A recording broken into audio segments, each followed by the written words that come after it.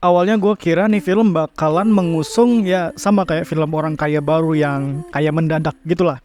Tapi ternyata enggak. Ibaratnya gini Wir, ada pepatah bilang bersenang-senang dulu bersedih-sedih kemudian. Hanya kayaknya makin kesini makin ya gue lihat perkembangannya bagus gitu. Main drama dia bisa, horor ya oke lah. Dan sekarang komedi dengan Vino juga cocok gitu. Gue suka juga dengan bahasa ataupun aksen dia di film ini, bener-bener Sunda pisan gitu. Ya nggak sia-sialah dia belajar bahasa Sunda. Chemistry sebagai anak kedua dengan Vino sebagai lawan mainnya juga berasa banget adik kakaknya gitu. Chemistry-nya dapet.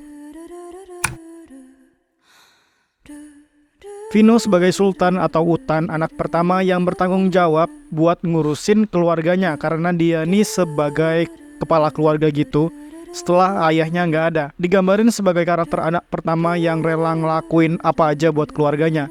Hanya sebagai Bilqis, anak kedua yang punya karakter marah-marah mulu, nggak bisa ngendaliin marahnya gitulah. Kemudian ada Alzheimer's sebagai Aji, anak ketiga, ya namanya anak terakhir kan. Dia nih jadi anak yang paling dimanja, bergantung banget dengan kakak-kakaknya dan gak mau berjuang buat dirinya sendiri gitulah. Ada juga Meriam Bellina sebagai ibu mereka, dan karakternya menarik ya, relate juga pasti kalian dengan karakter yang ada. Dan karena mereka ini semua punya kayak semacam kelebihan dan kekurangannya masing-masing lah, dari sanalah mereka ini menjadi keluarga yang saling melengkapi. Walaupun banyak kocaknya, tapi ini keluarga anget gitu rasanya.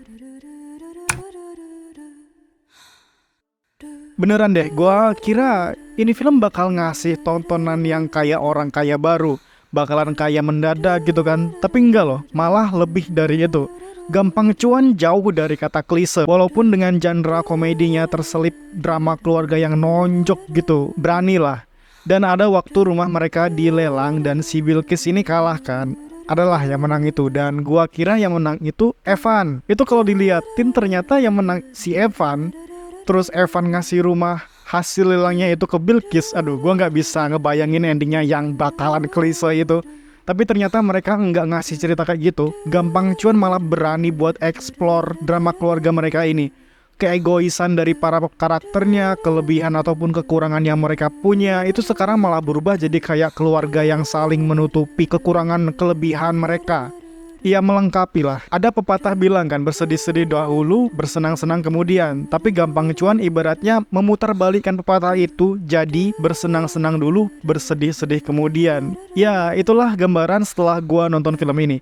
Penontonnya diajak buat senang-senang, bahagia dengan jokes, kelucuan kakak adik yang ribut mulu. Ada aja cara mereka buat dapetin duit. Tapi endingnya gua yakin kalian paling enggak ya bakalan ngerasa sedih, terharu lah dengan gampang cuan ini.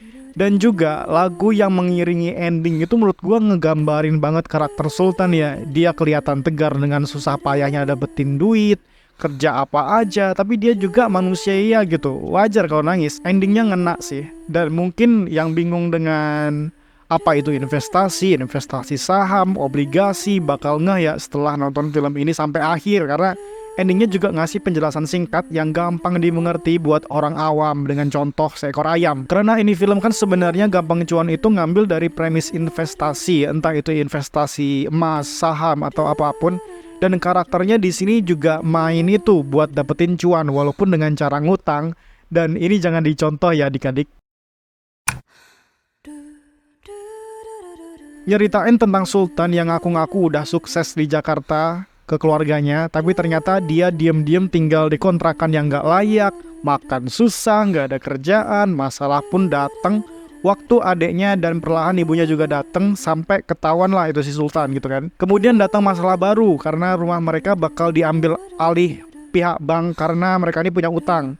Akhirnya dengan strategi dan pokoknya dia harus punya duit buat ngelunasin utang itu biar rumah mereka ini nggak jadi diambil oleh pihak bank. Ya macam-macam lah tindakan dia nih sama adiknya si Bilqis itu buat dapetin duit. Sampai akhirnya dia dikenalin buat main saham sebagai jalan pintas dapetin duit. Walaupun dengan ngutang dulu.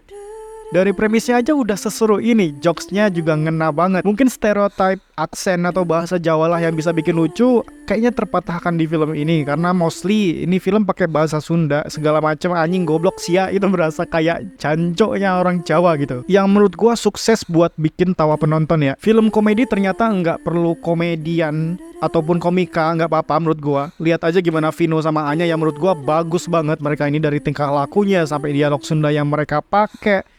Dengan catatan naskahnya juga harus bagus selain pemainnya ya.